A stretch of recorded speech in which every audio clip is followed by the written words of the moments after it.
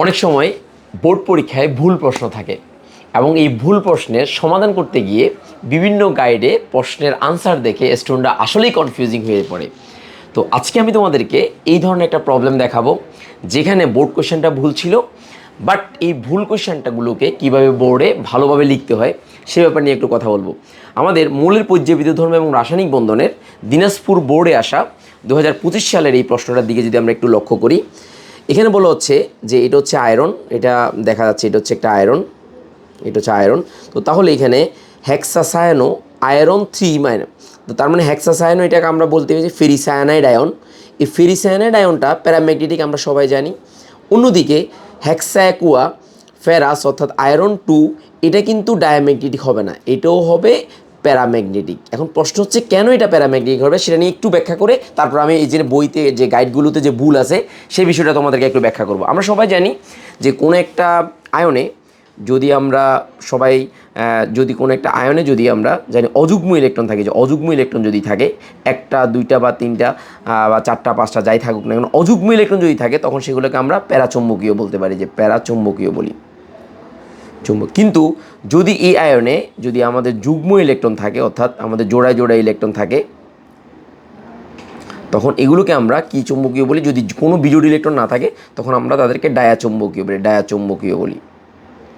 তাহলে এখানে তুমি একটু লক্ষ্য করো, আমি একটু দেখাচ্ছি যে গাইড বইতে কী কী ভুল আছে সেটাও আমি একটু দেখাই।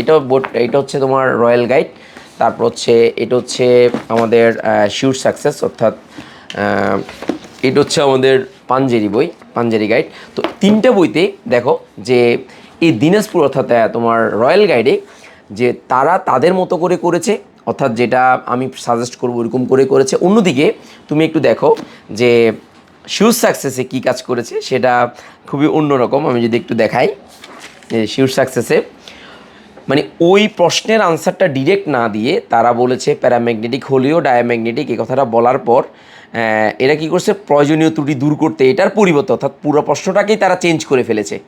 তো সো এইভাবে চেঞ্জ করা যাবে না। প্রথমত হচ্ছে এরকম চেঞ্জ করতে কখনোই তুমি পারবা না। সো এখানে এটা যদি ফলো করো তাহলে তোমাকে পরীক্ষায় নাম্বার নাও পেতে পারো। অন্যদিকে এই জায়গাতে অর্থাৎ আমাদের পাঞ্জেরি গাইডে যে কাজটা করেছে সেখানে মূলত একটা কাজ করেছে, সেখানে সঠিকভাবে দিয়েছে অর্থাৎ যেভাবে আনসারটা দেওয়া উচিত সেভাবে, অর্থাৎ প্রশ্নের ভুলটা এখানে দেখিয়ে দিয়েছে। তো এখানে তুমি একটু খেয়াল করো, আমরা সবাই জানি যে লিগ্যান্ডগুলো যদি শক্তিশালী হয় তাহলে সেই ক্ষেত্রে এই অযুগ্ম ইলেকট্রন অর্থাৎ আয়রনের যে ইলেকট্রন বিন্যাস আছে লাস্টে D5, তো D5টা অযুগ্ম অবস্থায়, এখানে D5টা অযুগ্ম অবস্থায় আছে। কিন্তু যখনই তোমার স্ট্রং লিগ্যান্ড আক্রমণ করবে তখন সেই ক্ষেত্রে এগুলো কী হয়ে যাবে অর্থাৎ সবগুলো পেয়ার্ড হয়ে যাবে। তখন এই ক্ষেত্রে একটা অযুগ্ম ইলেকট্রন থাকতেছে আর অন্য জায়গায় লিগ্যান্ডগুলো ঢুকতেছে, তখন সংকরণ যে হচ্ছে সেটা হচ্ছে D2sp3।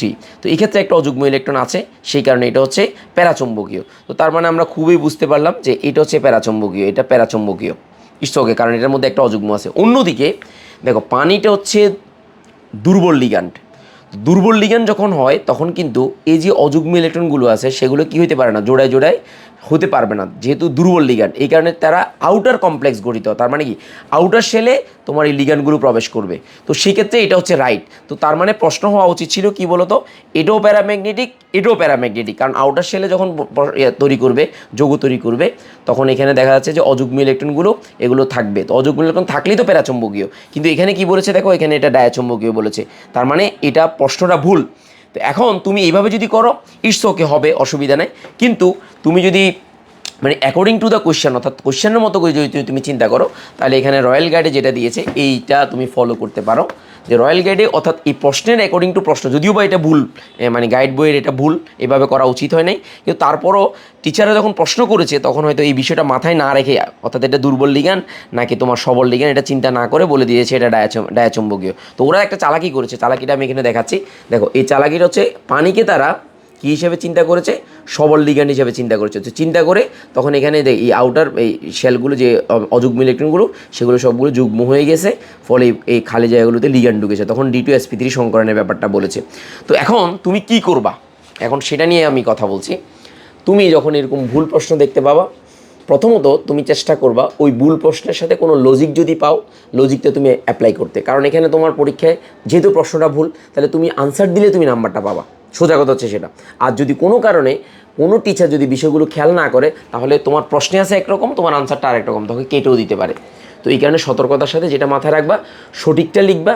আর যদি কোনো লজিক খুঁজে পাও, এটাতে এস্টাবলিশ করা যায় প্রশ্নে যেভাবে আছে সেটা এস্টাবলিশ করে নিজের মতো করে লিখবা, তাহলে তুমি নাম্বারটা পাবা। কিন্তু কোনোভাবেই একটা প্রশ্নের পরিবর্তে আরেকটা অংশ নিয়ে রিপ্লেস করা যাবে না, রিপ্লেস কোনোভাবেই করতে পারবে না। মনে করি ওইটা ওইরকম ধরে রিপ্লেস না করে অ্যাকর্ডিং টু দ্য কোয়েশ্চেন লিখে আমাদের আনসার করা উচিত। এই ভিডিওটা শেয়ার করে দাও বন্ধুবান্ধবরা যাতে জানতে পারে। সবার জন্য শুভকামনা। আসসালামু আলাইকুম।